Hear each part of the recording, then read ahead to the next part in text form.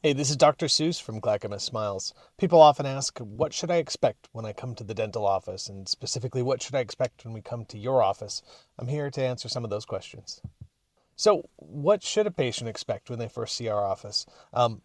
First things first, when you give us a call on the phone, you'll be greeted warmly and with a welcoming spirit. I think everybody who works in our office is genuinely interested in meeting new people, getting to find out about them, and seeing in what ways they can help. When a patient first gets to our office, they're greeted by the front desk, finish up any paperwork that they might have, and then they're shown to the back of the office.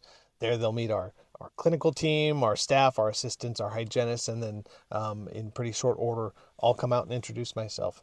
One of the first things that we have to get to do is get to know the patient before we find out about their teeth and find out about their goals or their concerns.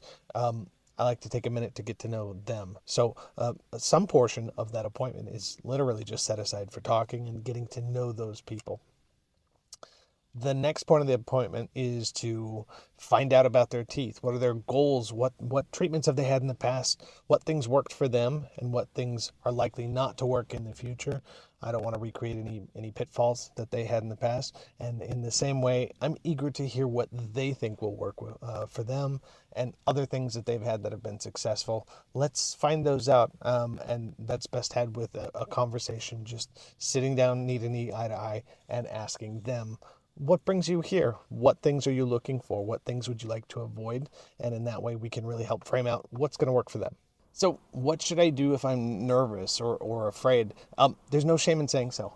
A lot of times, you will be welcomed into our office even more warmly and with even more care if you are someone who is genuine enough that you can say, hey, this isn't my favorite place. I'm feeling nervous. I'm feeling apprehensive. I have concerns about being here. It's been a while since I've been to the dentist, and I just don't know what to expect from that experience. That works wonders in terms of letting our clinical team know that you're someone who would appreciate a little bit extra time and us going the extra mile and explaining what are the different steps, what are your options, what things might you want to avoid. It really invites us into that conversation and lets us tailor that experience to you. What should you experience if you come in dental pain? And that's a really good question. First things first, let's prioritize getting you out of pain. It's one of the most important things that we can do in your first appointment, and particularly if something is hurting that day. Please feel comfortable letting us know that that's going on. There is almost always something that we can do to get you out of pain that day.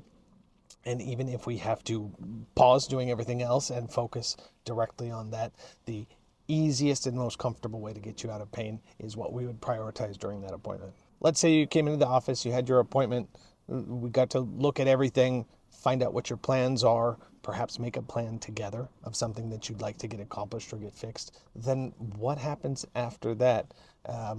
What we will do is spend time making a plan of action. So nothing happens without consent of the patient. Nothing happens without the patient being in agreement with, hey, I'd like to treat 1 and 2, but not 3 and 4, and that's okay with us as long as that's a safe and professional plan. We can work with that plan.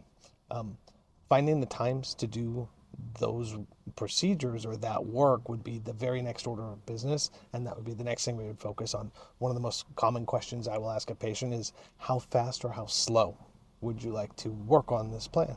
And I hear a variety of answers. And so that's why it's so important that the patient really shares with us what their preferences are. Like, hey, yeah, I know I need to get this stuff done, but I need to take some time to take it at my own pace. And then the other personality types would say, as soon as I've decided that I'm going to fix something, I would like you to get it done as quickly as possible.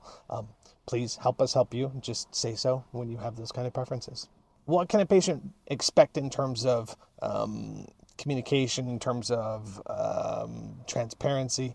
One of the most important things that we would do at the appointment is the patient and the clinical team come into agreement of what things should we address, in what way should we address them. If things need fixing, what is the procedure to get those fixed?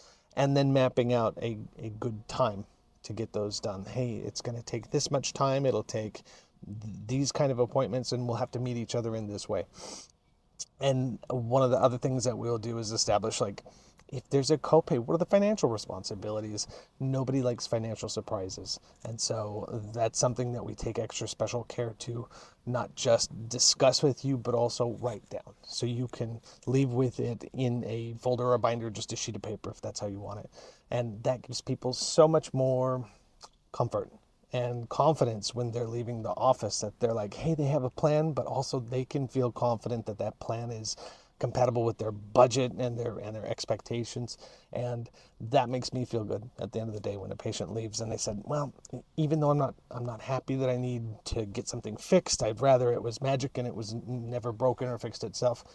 The reality is, if it is necessary to fix something, if the patient can feel comfortable that they understand what that work is, that they understand what the financial responsibilities there are, if they know what kind of an investment that is, and they have that written down in a way that it's tangible and it's real for them, that works wonders in terms of alleviating so much anxiety, so much fear, so much concern about coming to the dentist, because they're like, okay, I can control all of these separate portions of the appointment.